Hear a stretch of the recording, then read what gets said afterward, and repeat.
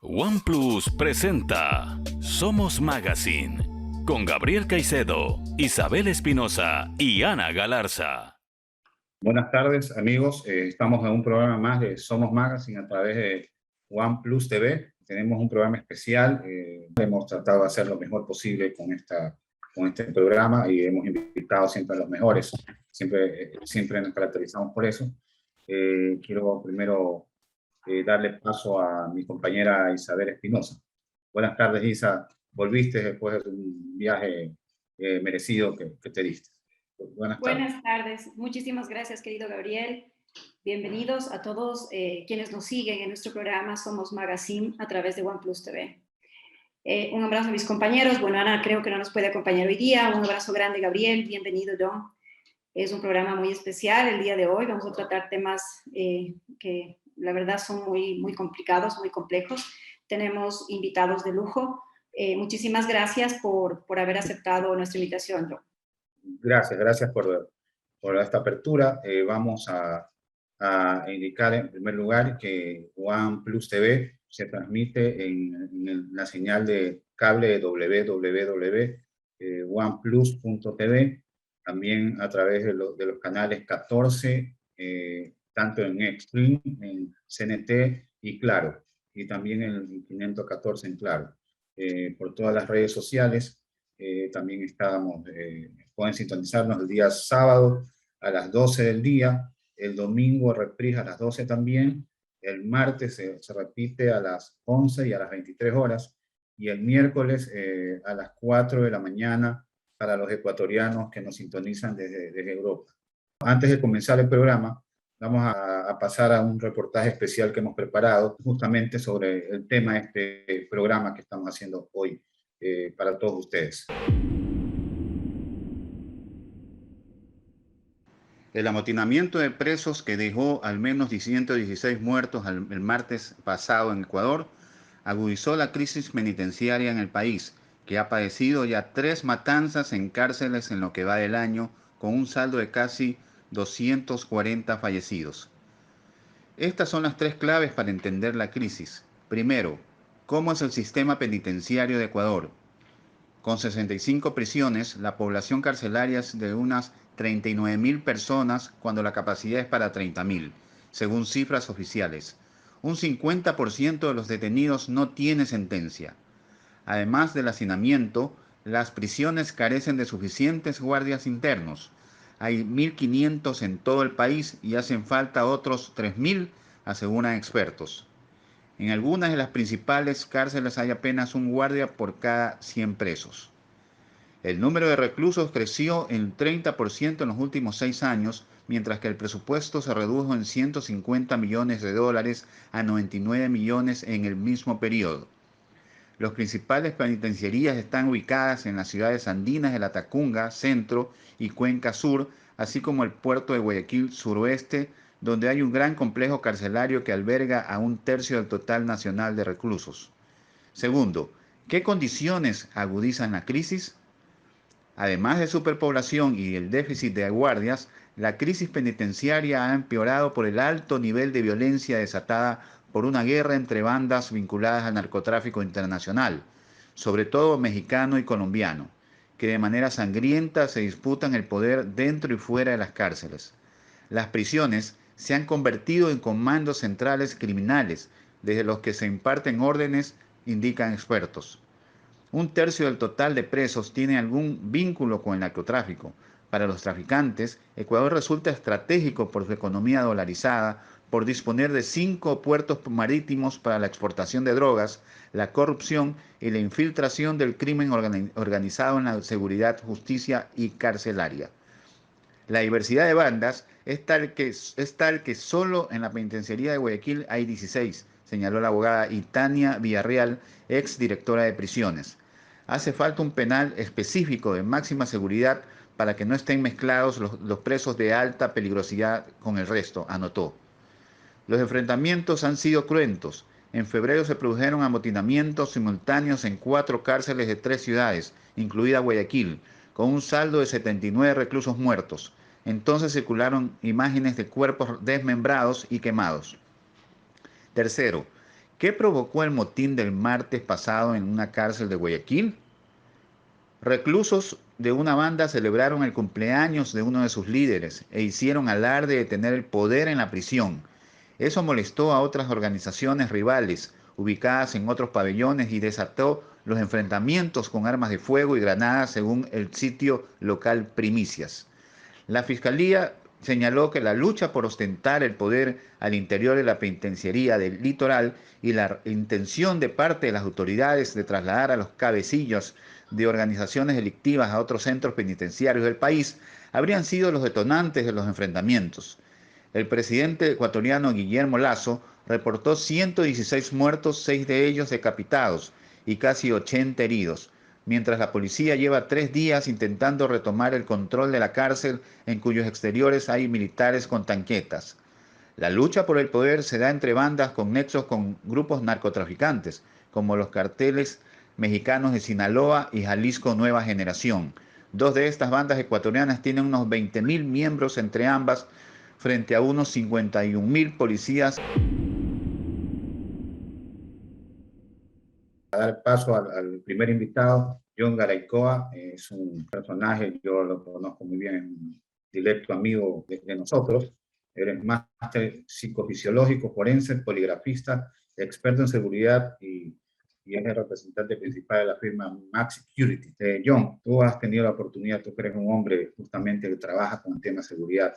¿Qué opinas sobre este tema de la crisis carcelaria que se está dando hoy en el país? Como todos sabemos, se trata de una problemática que tiene muchos años. Creo que desde que tengo uso de razón ha existido la misma situación. Creo que el gobierno de Correa, de lo que yo he visto, es uno de los que más ha invertido, especialmente en infraestructura. Imagínense todo lo que pueda suceder si esas 3 grandes cárceles regionales no se hubieran construido en su oportunidad. Pero bueno, eso no solamente basta. Creo que hay la necesidad de 3 ejes totalmente importantes. Uno, el eje político, obviamente por medio del presidente de la República, decisiones políticas, decisiones que vayan de manera acertada. 2, la decisión legal en el cambio de leyes. Y 3, obviamente, una decisión económica. Entrando en el primer ámbito, la decisión política, sabemos que lamentablemente durante años y décadas, y de que tengo su razón, vuelvo y repito, las cárceles han sido manejadas por los grupos organizados delincuenciales. El Estado no ha tenido el acceso. La policía mismo lo ha dicho, legalmente no tienen el acceso. Entonces, esta problemática se ha generalizado no solamente en la cárcel de Guayaquil, sino en todas las cárceles. Entonces, es momento, debido al estado de excepción que han ingresado policías y fuerzas armadas, pero han ingresado por un acontecimiento catastrófico, como es lamentablemente la muerte de 119 personas. Entonces es momento de que la decisión política no solamente sea de discursos, de palabras, de compromisos, porque las armas o las balas que han metido los grupos delictivos obviamente no se solucionan con meros discursos. Hay que hacer un cambio con una estructura total, una reingeniería total. Esto en cuanto a decisión política. Recordemos que todo funcionario público no actúa si no está algo escrito, si no está en la ley, porque si no se ve expuesto a malos procedimientos, malos pasos, porque no está dentro de su competencia. Si actualmente policía y militares han ingresado casualmente por el soporte legal del estado de excepción, o si no, tampoco hubieran entrado. Entonces, eso dentro de la parte política. Y siguiendo con esa parte política, hay que acogernos a lo que ya ha existido en otros países, lo que ha hecho el presidente en Singapur, lo que ha hecho el presidente en El Salvador, lo que ha hecho los presidentes de Estados Unidos. Hay ejemplos, porque todos los países poseen cárceles, unas más conflictivas que otras. Entonces, acojámonos a los ejemplos de éxitos, a los ejemplos que han funcionado en otros países, para no estar inventando, como dice el dicho acá, el agua tibia. Eso dentro del punto de decisión presidencial. Dentro de la parte legal, sabemos, como ya lo había dicho, hay que establecer múltiples leyes para que los administradores de justicia puedan ejercer de mejor manera su función, su control, su parte profesional, su labor, o para lo que han estado encomendados. ¿no? Desde la parte investigativa, desde la parte judicial, y por qué no, proteger a los jueces para que ellos puedan administrar justicia verdaderamente. De allí, la situación económica. Hemos escuchado ahora último que el gobierno va a aportar con 75 millones. Mañana esos 75 millones se van a acabar. Más allá de la situación conflictiva económica del país, tenemos que trabajar en un sistema de autogestión para que las cárceles se manejen por su autogestión y que las personas con una posibilidad económica de aportar a las cárceles, me refiero a los PPLs, tengan la oportunidad de que el negocio no sea para ellos, el negocio sea un negocio administrativo y fructífero para el bien de todos los privados de libertad. Lo que actualmente no existe. Adentro todo cuesta, desde la seguridad, el agua, la comida, las cosas que necesita. Entonces, habrá que establecer un buen sistema para que se exista la autogestión económica y que no dependa solamente del gobierno que tenga que inyectar dinero para hacer los controles respectivos o las inversiones necesarias. John, como tú bien dices, la respuesta de los gobiernos de turno siempre han sido las mismas. Declaración del estado de emergencia y empleo policial, fuerzas armadas. Estamos acostumbrados, cuando se desatan estas crisis, mirar escenas de amplio despliegue de las fuerzas públicas para retomar el control. Y está bien, es una respuesta normal que se debe esperar del gobierno. Es lógico y completamente legal que el Estado utilice el monopolio de las fuerzas para mantener el orden. El problema es que esta no es una respuesta o una propuesta temporal o algo que solucione. ¿Qué opina, qué opinión te merece a ti sobre lo que ya se habla con respecto a la privatización de las cárceles? Hacer una privatización no considero que sea dentro del ámbito de seguridad, pero sí una privatización en el ámbito administrativo. ¿Ok? Ahí entra casualmente el hecho de que un pabellón no lo puedo pues vender a $20,000, por poner un ejemplo, a un líder de una banda. Y cada una de las cosas comienzan a tener costo dentro del agua, de la línea telefónica, de la llamada, y todo comienza a tener costo. Y en el momento que se privatiza, ya es un negocio para la empresa encargada de la administración como tal. Y tiene que velar por todos los espacios y por la seguridad. Ahora, en el tema de seguridad, que es el tema muy conflictivo, creo yo que la administración de la seguridad debería estar a cargo de la Policía Nacional, como institución fuerte, como institución uniformada, armada y con el respaldo como tal. Tenemos claro, y dicho por los propios administradores de los guías penitenciarios, que es una institución debilitada. Deberían crear una unidad especializada para la seguridad de cárceles y sean ellos los que garanticen la seguridad en cada uno de los centros penitenciarios, incluido a la dirección administrativa o de cada una de las cárceles que tiene que estar manejado por oficiales. Ellos que se han preparado y que tienen una carrera posiblemente de los 18 o 20 años y han hecho carrera, se han especializado en criminología, en conducta humana, en reacción, en el uso de armas. Entonces, ellos deben de ser los encargados para la seguridad de cárceles.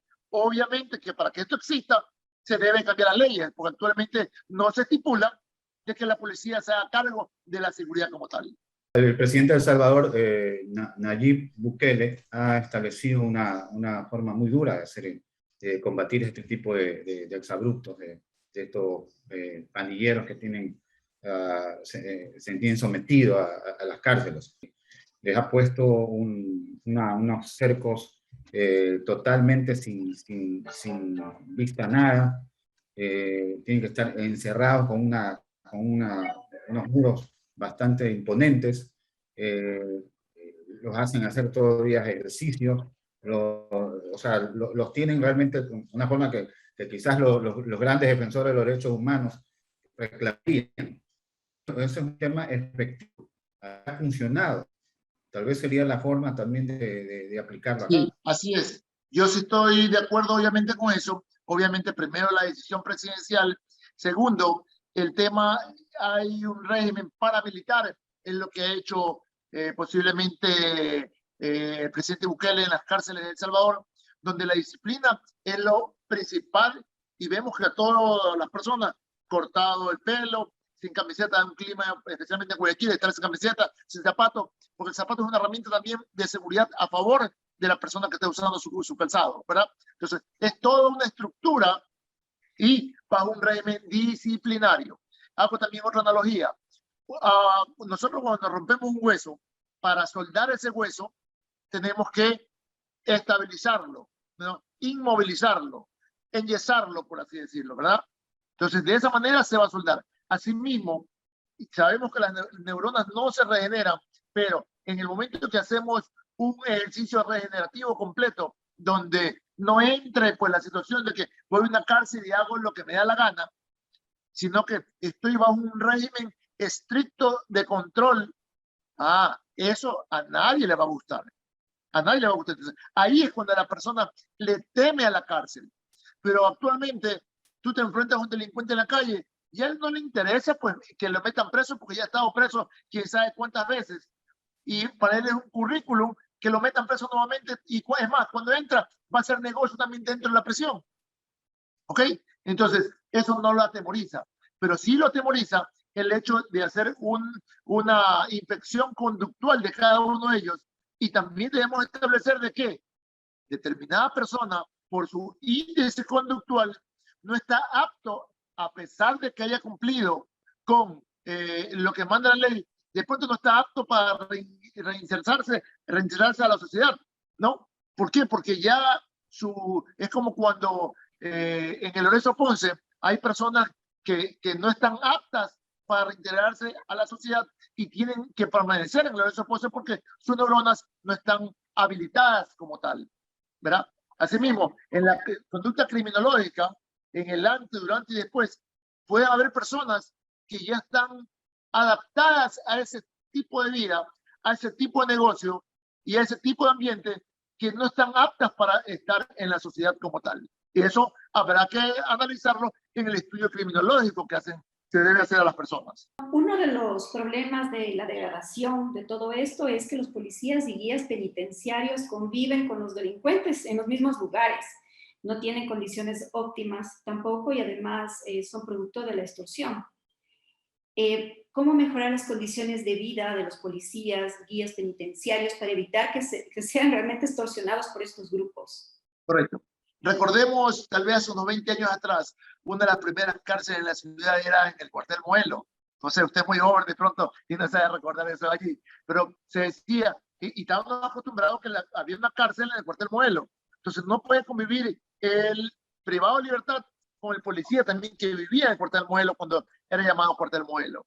Entonces, las garantías que tiene que tener el servidor policial deben ser de tal nivel para no verse involucrado más allá del alto nivel de corrupción que existe en cada una de las cárceles. Pero el eslabón principal de todo sistema de seguridad es el hombre y podemos adoptar e invertir todo lo que queramos. Pero si no controlamos a ese eslabón principal, que es el hombre, cualquier sistema de seguridad se rompe. Entonces, no se ha hablado nunca del control que debe tener el guía penitenciario. Y uno de los controles factibles y que se pueden usar y que se está usando en la Policía Nacional para procesos de aspirantes, para procesos de continuidad, es casualmente el uso de polígrafo como herramienta técnica y científica para comprobar la honestidad en cada una de las personas. Entonces, si no comprobamos eso, la honestidad, a ver si se han beneficiado ilícitamente, para ver si han permitido el ingreso de objetos prohibidos. Entonces, en ese momento no hay control. El eslabón principal, que es el hombre, se rompe completamente. ¿Y de qué hablamos si no controlamos a ese eslabón principal? Todo sistema de seguridad es importante la presencia del hombre. Entonces, ahí es donde hay que controlar. Recién pude ver un reportaje sobre el hacinamiento que existe en las cárceles, que ese es otro problema grave, ¿no? En Ibarra, pues, es precaria la situación, como viven los presos y obviamente la convivencia que tienen. ¿Qué opinión tienes sobre esto? ¿Cómo se podría mejorar?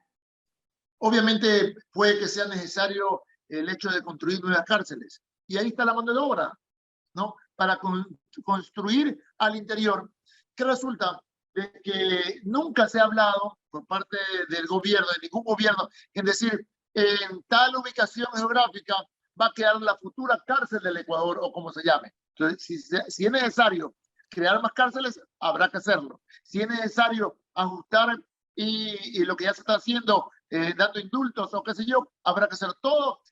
No es con una sola decisión se toman las soluciones al tema. Habrá que ver qué falta. Bueno, si bien tú acabas de decir que el expresidente Correa construyó las cárceles, pero sin embargo dejó los problemas con las leyes que se crearon de una manera para que justamente los ladrones entren y salgan como que estuvieran en sus casas. Sí, obviamente no es solo una decisión de construir, solo una decisión política o una decisión legal o económica. Definitivamente es una sumatoria de actividades a favor de ese gran conglomerado, de ese gran número de personas privadas de libertad. Y no estoy a favor de la política general de Correa. Habrán cosas buenas, habrán cosas que no nos gustan, pero uno de los dichos que casualmente indicaba él, recuerdo, uno puede perder la libertad, pero no la dignidad. Creo que repitió varias veces eso allí. Y bajo ese concepto habrá que trabajar mucho en la parte social, mucho en la rehabilitación, y eso no depende de solamente el gobierno de Correa. Antes del gobierno de Correa teníamos una desatención total al tema carcelario. Desatención total. El hecho de que no hayan existido muertes o matanzas no quiere decir que no haya estado atendido oportunamente, porque eran unas cloacas las cárceles como tal. Claro, hay que crear emprendimientos, hay que hacer cosas, hay que invertir. Ahí hay buena mano de obra que no tiene nada que hacer, que por lo menos hagan algo positivo y ganen algo también. Tienen sus familias que pueden mantener. Y base a lo que han hecho, le van a ganar puntos internamente para que se rebaje su pena o cosas por el estilo.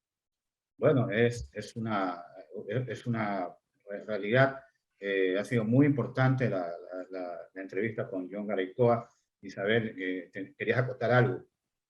Sí, todo lo que hemos dicho, por eso arranqué con los 3 puntos. Nada se puede hacer si no hay decisión política, decisión legal y económica. Por poner 3 ejes principales, habrá muchos más ejes de rehabilitación, de situaciones internas, pero en esos 3 ejes hay que compartirlos para ahí fomentar cada una de las necesidades y acogernos a los ejemplos que ya existen, ¿no? Estamos de acuerdo.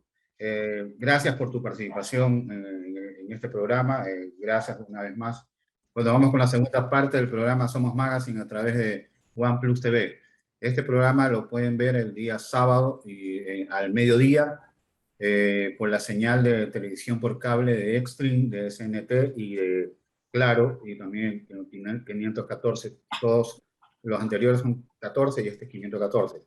También a través de la página web www.oneplus.tv y también por todas las redes sociales. Y estamos en este momento con un invitado de lujo que da asesoría, entrenamientos, conferencias, rescate de rehenes, experto en testimonios, comentador para medios de comunicación en inglés y español. Realmente es un lujo tenerlo, es ecuatoriano justamente. He graduado en la Universidad de Utah, la Academia del Servicio de Inmigración de Estados Unidos y la Academia del Buró Federal de Investigación FBI, y tenemos el honor de tenerlo, como ha estado en los mejores medios de comunicación del mundo, entrevistado. Nosotros tenemos aquí la oportunidad de tenerlo en Somos Magazine. Gracias, César. Bienvenido a nuestro programa. Muchísimas gracias. Es un honor para mí estar con ustedes y un honor pues siempre considerarme ecuatoriano, ser ecuatoriano. Qué bien. Nosotros también estamos orgullosos de personajes como usted que dejan en alto el nombre del país y que aquí no solamente van inmigrantes a pasarse por México, sino van personas a prepararse y a ser parte de un conglomerado internacional como usted ha hecho, de una manera que nos atrae orgullo. ¿Qué le parece a usted, un hombre que siempre está preparado, siempre anda actualizándose en noticias? ¿Cómo ve el tema delincuencial y el tema de las cárceles en el Ecuador? Bienvenido. Muchas gracias por la oportunidad de expresarme, la invitación y saludos a todos. El tema delincuencial en Ecuador es catastrófico. Pienso que está fuera de las manos del gobierno, especialmente ahora esta situación de las penitenciarías. He escuchado videos que se están produciendo dentro de la, penitenciaría, videos que están saliendo de la penitenciaría hacia otros medios y los están propagando por redes sociales y por vías de comunicación, con desafíos al gobierno. Entonces, he estado siguiendo el tema de las penitenciarías y pienso que hay una falta de la presencia de expertos que sepan manejar este tipo de situaciones. En otras palabras, negociadores. Pero cuando las personas escuchan negociadores, por regular piensan que van a conceder todas las demandas de los presos, en este caso, ¿no? Pero eso no es así. Eso no es así. Los negociadores son específicamente entrenados para lidiar y manejar este tipo de crisis, para controlar la situación, para identificar a diferentes personajes, sujetos que están involucrados en esto, para identificar quiénes son los cabecillas, los segundos en mando, etcétera, etcétera, para identificar en dónde se encuentran en la prisión, qué es lo que tienen, qué es lo que les hace falta. Prácticamente generan inteligencia. Pero al mismo tiempo estos negociadores que generan inteligencia son parte de un equipo, y este equipo requiere la presencia y la participación de otros expertos, no solamente en el ambiente táctico, pero también en el ambiente legal. Personas también que conocen de cómo se maneja el ser humano, personas que están entrenadas, que tienen conocimientos en cuanto a la ciencia de la conducta humana. Entonces, veo que por lo que se ha publicado, por lo que se ha escuchado, por lo que se ve no solamente en las noticias, pero lo que se presencia alrededor del recinto de esta penitenciaría, parece que esto se les ha ido de las manos al gobierno, a las autoridades. César, un honor poder entrevistarle, un gusto grande tenerle en nuestro programa, gracias por aceptarlo. Bueno, lo que pasó recién es algo terrible a la vista del ser humano, 118 muertos, algunos desmembrados, decapitados, quemados, escenas macabras que reflejan la degradación social y la falta de respeto a la vida. Tenemos que pensar que esto tiene que ver con los grandes carteles de la droga, tomando en cuenta que Ecuador está considerado como una bodega de los más grandes carteles colombianos, mexicanos. ¿Qué opinión le merece, César? Pienso que tienen una conexión directa con los carteles de la droga, pero al mismo tiempo no podemos dejar a un lado el problema que existe en cuanto a corrupción en el propio sistema, en el propio gobierno. Si me permite hacer un paréntesis, he dicho por muchos años que si el Ecuador logra combatir 5 frentes, pueden reducir la tasa de criminalidad. Si el Ecuador combatiese el narcotráfico, el lavado de dinero, la criminalidad local, inmigración, el problema migratorio es tremendo. Tenemos muchas personas que son ilegales y que por obvios motivos han llegado a Ecuador, y por la necesidad y por la falta o la carencia de empleo, etcétera, etcétera, se dedican a actividades criminales, unas más serias que otras, y la corrupción gubernamental. Entonces hablamos de varios frentes, pero si estos frentes fuesen combatidos, fuesen atacados de una manera estratégica, concatenada, pienso que la reducción de la criminalidad en general y digamos el aumento de la seguridad, no solamente a nivel de población, pero a nivel de nación, seguridad nacional, puede incrementar. César, es un tema muy complicado, muy complejo, ¿no? En todo caso, en este momento el gobierno está haciendo esfuerzos. El gobierno es nuevo, el gobierno es prácticamente nuevo. Esto viene acumulándose de gobiernos anteriores. Pero en todo caso, si usted hoy fuese el negociador de este problema que hay actualmente en las cárceles del Ecuador, ¿qué usted por dónde atacaría principalmente, preliminarmente, para ver si de pronto el gobierno que ve este tipo de programas de repente llama a asesores que realmente conozcan este tema para que terminen con con este lío, porque es una cosa que nos afecta a todos. Yo vivo en una urbanización cercana, estoy entre San Borondón y Daule, y acá por las noches, en la madrugada, se escuchan las ráfagas de ametralladoras, las ambulancias, a cada momento pasa. Es una cosa como estar en un estado de guerra, y nadie está aquí seguro. ¿Qué hacemos? Si encabezaría yo un equipo de esto, bueno, el equipo deberían participar diferentes asesores, y cada asesor es experto en cierta área. Los negociadores se van a encargar de asegurarse de que las personas con quienes hablen en este caso, digamos, los presos, de que ellos se sienten a la mesa a dialogar. Un negociador no quiere decir que va a dar su brazo a torcer representando al gobierno, no. Lo primero que se hace, pongámonos un poquito, y lo voy digamos, a poner en términos como en anglicismos, ¿okay? Pongámonos un poquito hollywoodienses, ¿ok? ¿Qué es lo que ven en las películas? Las películas copian mucho de la realidad, obviamente no son la realidad, pero copian mucho de la realidad. ¿Qué es lo primero que hacen? Cortan comunicaciones de ese lugar. ¿Qué más hacen? Cortan la electricidad. Cortan ciertas cosas que van a mantener a esta población que está adentro, las va a mantener bajo cierto control, bajo ciertos parámetros, y de ahí se empieza a negociar. Quiero hablar solamente de manera superficial, obviamente no quiero dar a conocer cierta información que es muy importante para un negociador.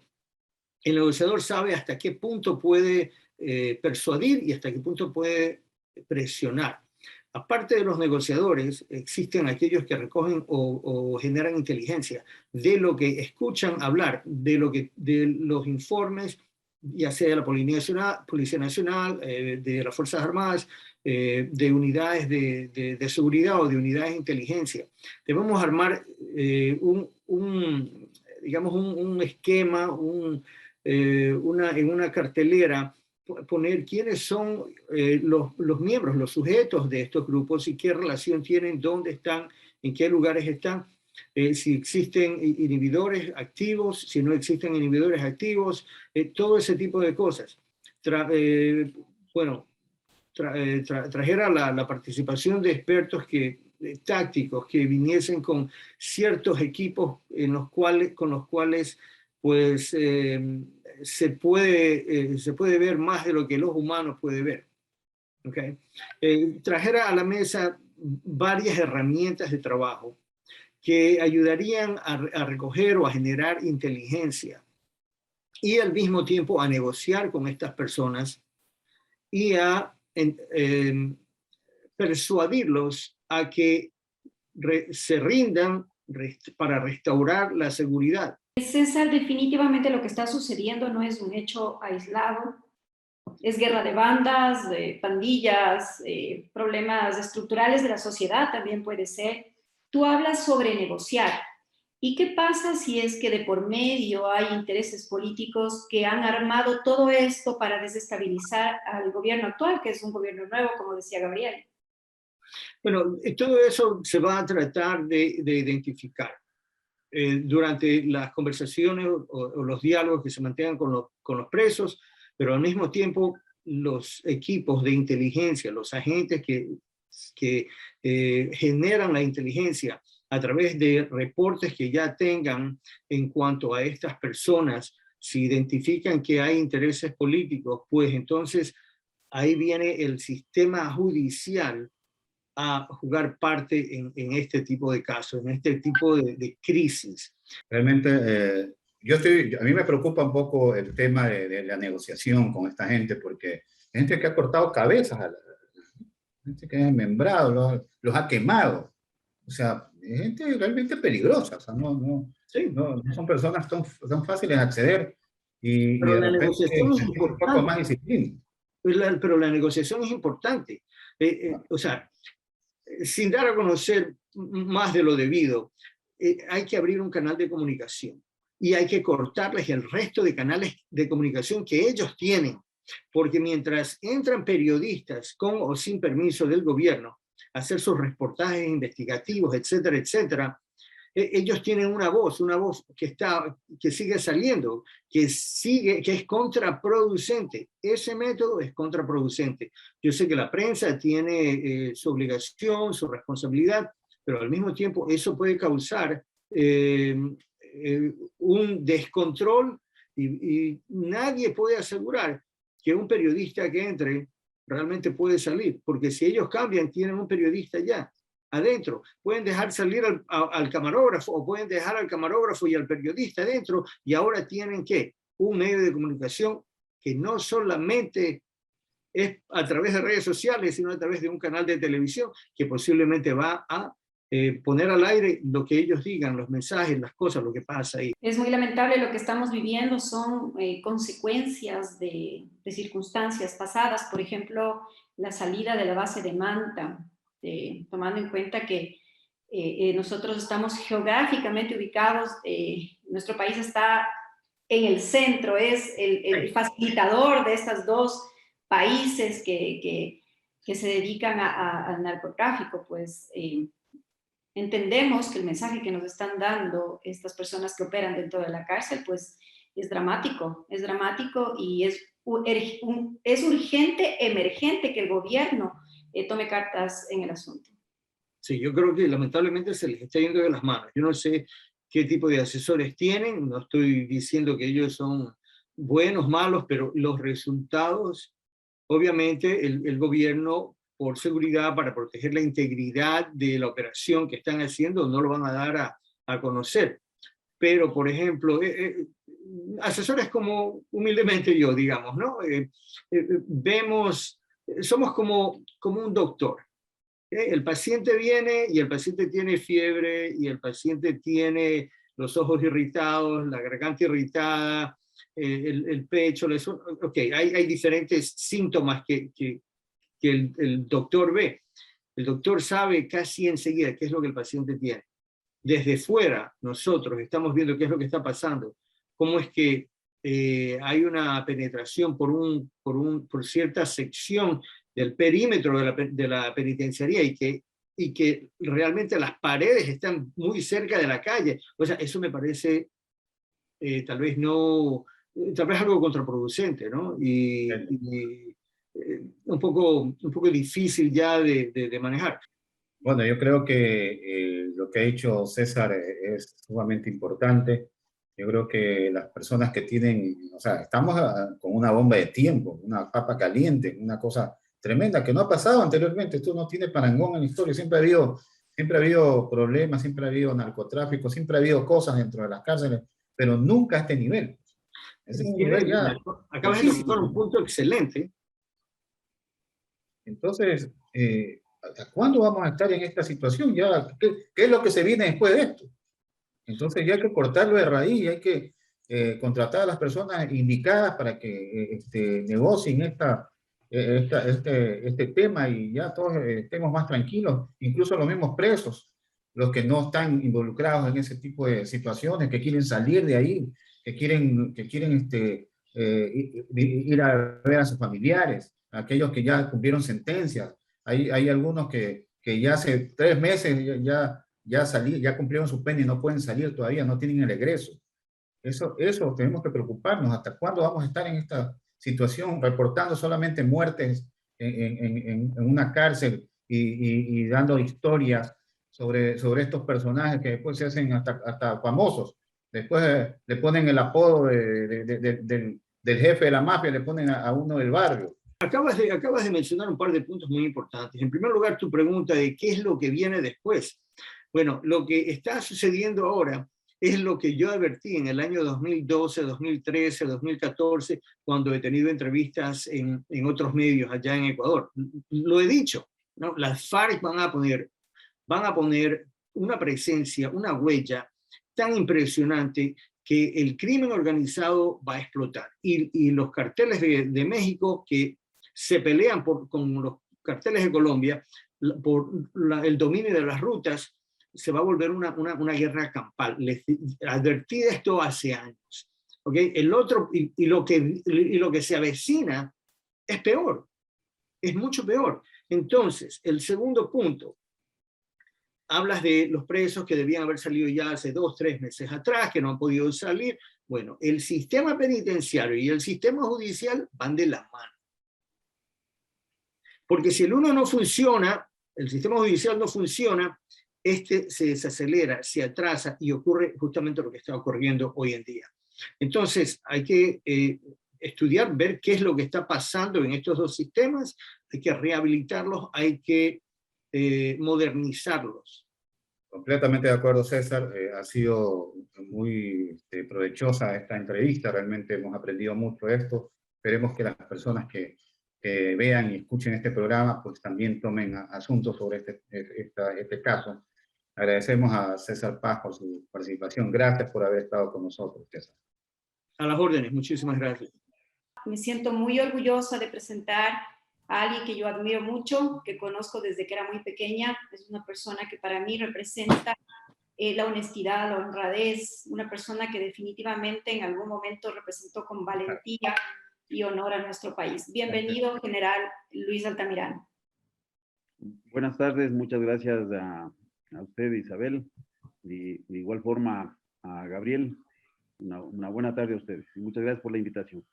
Bien, recordarles a nuestros televidentes que Somos Magazine se transmite los días sábados a las 12 del día y reprises el domingo al mediodía. El martes también se repite a las 11 y a las 23 horas y también el miércoles para los ecuatorianos que ven desde Europa a las 4 de la madrugada. También lo pueden ver a través de www.oneplus.tv y en los canales de cable 14, en el canal 14 pueden verlo por Extreme, por CNT y por Claro, y también el canal 514 en HD. Bienvenido, general. Bienvenido a nuestro programa. Estamos tocando el tema de las cárceles. ¿Cómo usted cataloga este momento difícil que vive el país a través de esta crisis carcelaria tremenda? Bueno, en primer lugar, siempre llama la atención, especialmente este año, el incremento de los sucesos ocurridos en las cárceles en el Ecuador. Ya en febrero y julio tuvimos 2 eventos que ya señalaban justamente el creciente fenómeno de violencia que se estaba dando en estos espacios. Ahora es importante tomar en cuenta que los eventos que acaban de ocurrir están relacionados a varios aspectos. Muchas veces queremos explicarlo exclusivamente desde el punto de vista de la influencia que tiene el narcotráfico, la formación de las bandas delincuenciales y los nexos que estos tienen con cárteles, especialmente en México, a través del cartel de Sinaloa y el cartel Jalisco Nueva Generación. Sin embargo, yo prefiero invitar a pensar que más allá de estos fenómenos que lógicamente han afectado la situación de seguridad en las cárceles, hay que tomar en cuenta que hay que mantener una mirada holística y amplia de este problema. A veces tenemos enfoques muy reduccionistas, muy centrados también en la seguridad y no viendo de una forma de carácter estructural. Si uno revisa un sistema de penitenciario, involucra rehabilitación e involucra reinserción. Y durante todo este proceso hay varios responsables en el Estado. En este caso está el Ministerio de Gobierno, que prácticamente hace cabeza, pero tenemos también el Ministerio de Trabajo, el Ministerio de Deportes, el Ministerio de Cultura, está el Ministerio de Inclusión Económica y Social, el Ministerio de Salud, Ministerio de Educación, porque en la práctica el cumplimiento de una pena involucra justamente la intervención de todas estas instituciones. Por eso pienso que solo ver exclusivamente desde el punto de la seguridad es una visión, digamos, muy reduccionista y no estructural del problema. General, definitivamente, bueno, estuvimos conversando en las anteriores entrevistas sobre lo que ha sucedido en este último tiempo. Es realmente devastador, da muchísima pena ver lo que está sucediendo en las cárceles y los mensajes que nos están enviando. Sin embargo, hemos hablado de soluciones. Hablábamos hace un momento sobre tener o contar con personas que puedan negociar. Pero existe un problema mucho más grave, estructural, no existe una ley específica, hay un abuso con respecto a la prisión preventiva, la mala clasificación de los presos de máxima, mediana peligrosidad, es decir, todos están mezclados. Hay hacinamiento, también lo habíamos topado, hay un problema de hacinamiento en las cárceles. Tenemos problemas también incluso con la mafia que existe interna general. ¿Qué nos podría usted decir? Porque definitivamente incluso nuestros policías están capacitados. ¿Qué es lo que nos hace falta? ¿Qué es lo que usted nos puede comentar al respecto? Ya, bien, en primer lugar lo que tenemos que partir analizando este problema es aceptar que el sistema penitenciario actual ha sido rebasado. Y usted ha mencionado algunos puntos y seguramente quienes han sido entrevistados han hecho referencia a los mismos. Tenemos una focalización, yo diría, muy excesiva en torno a las políticas carcelarias y no a una adecuada política criminal. Aquí existen varios elementos que lógicamente se van a superponer también con la política relacionada a la seguridad ciudadana. Sin embargo, nosotros tenemos que aceptar que el sistema penitenciario no es la única solución a lo que estamos viviendo. No se trata simplemente de, por ejemplo, construir más centros de privación de la libertad. Esto va a demandar recursos tanto de inversión, recursos de gasto corriente, que el gobierno no dispone y que los gobiernos de la región tampoco disponen porque son ingentes recursos. ¿Y a qué conlleva justamente la sobrepoblación carcelaria? A tener una carencia en la satisfacción de las necesidades básicas que se requieren entregar en las cárceles de las personas privadas de la libertad. Porque cuando nosotros hablamos de hacinamiento, no estamos hablando exclusivamente de espacio, estamos hablando de otros insumos como la alimentación, como la ropa, como las prendas necesarias para tener por lo menos una vida digna dentro de una cárcel. Esta carencia de espacios está mostrada por los datos que ha presentado el mismo gobierno. Tenemos una capacidad de 28,000 y tenemos cerca de 40,000 privados de la libertad, lo que genera normalmente entre un 30 a 35%, así va fluctuando de acuerdo a los ingresos y egresos que se dan en la cárcel. Entonces tenemos una cárcel prácticamente deshumanizada. Y esa cárcel deshumanizada está oculta a los ojos de la sociedad. En la sociedad hay otra dinámica. Muchas veces no vemos ese problema como un problema que nos puede suceder a nosotros. Muchas personas pueden ir a la cárcel. No pensemos que en la cárcel están solo personas de altos niveles de peligrosidad. Entonces, esta ausencia de instalaciones físicas adecuadas, lo que genera es un deterioro de ese ambiente. Y sumado a eso, lógicamente, a la destrucción que se da en los soportes físicos de seguridad por parte de los mismos reos, y de igual forma por parte de las intervenciones que tiene que realizar obligatoriamente el Estado. Y esto sigue agravando el problema. En una solución, muchas veces se ha pensado en términos de política criminal y no de política carcelaria, pero que la una afecta a la otra, ha sido, por ejemplo, el endurecimiento de penas. Y ese endurecimiento de penas lo que genera es justamente mayor tiempo de permanencia de una persona privada de la libertad.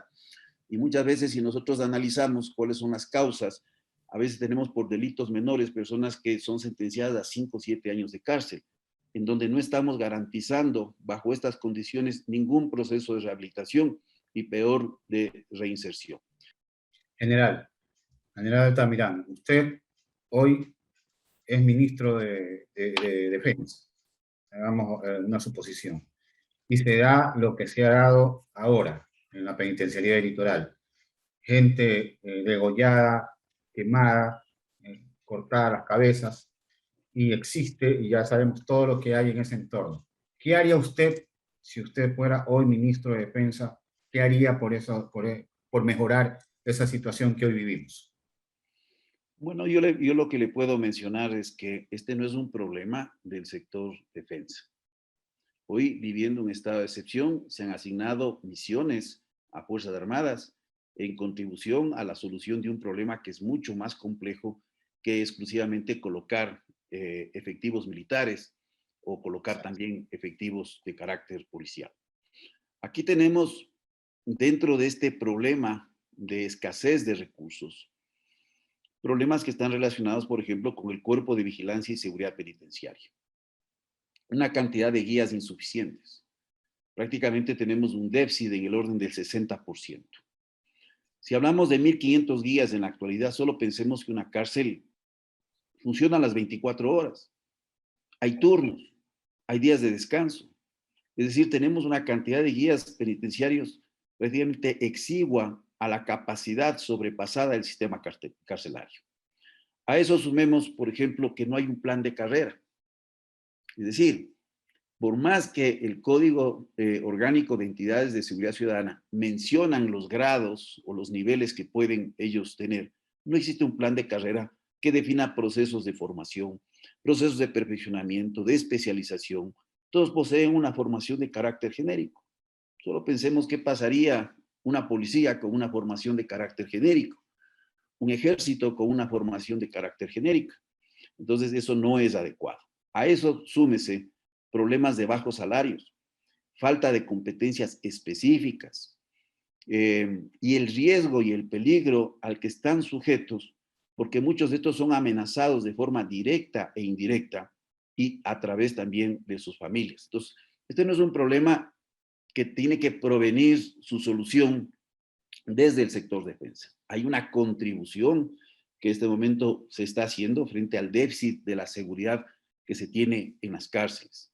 Sumemos a eso la ausencia de una inteligencia penitenciaria que sea independiente, es decir, que pueda compartimentar la información de todos los elementos que participan en un sistema carcelario.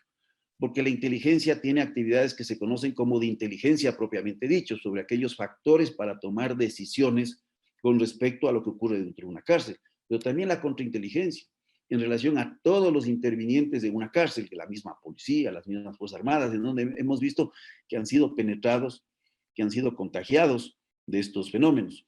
Ya se mencionaba antes de la primera masacre del 21 de febrero, lo mencionaba en ese momento el director de inteligencia de la Policía Nacional, que hay elementos de la Policía Nacional que se han relacionado con actividades de carácter criminal y muchos de ellos con actividades de carácter ilegal en las cárceles.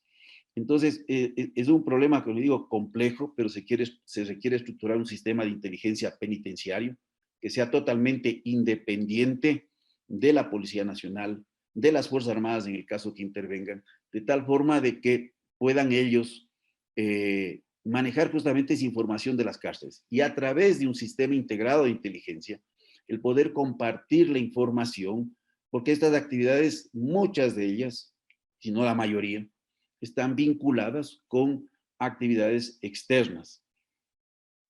Eso le podría decir. Y bueno, yo quisiera añadirle, entonces, no es un problema,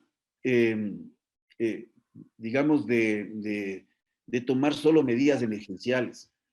Hay una ausencia de un modelo de gestión y muchas veces no hay un perfil de los responsables que tienen que manejar estos temas. Aquí básicamente estamos enfocando el problema de las cárceles desde una visión de seguritizar la cárcel.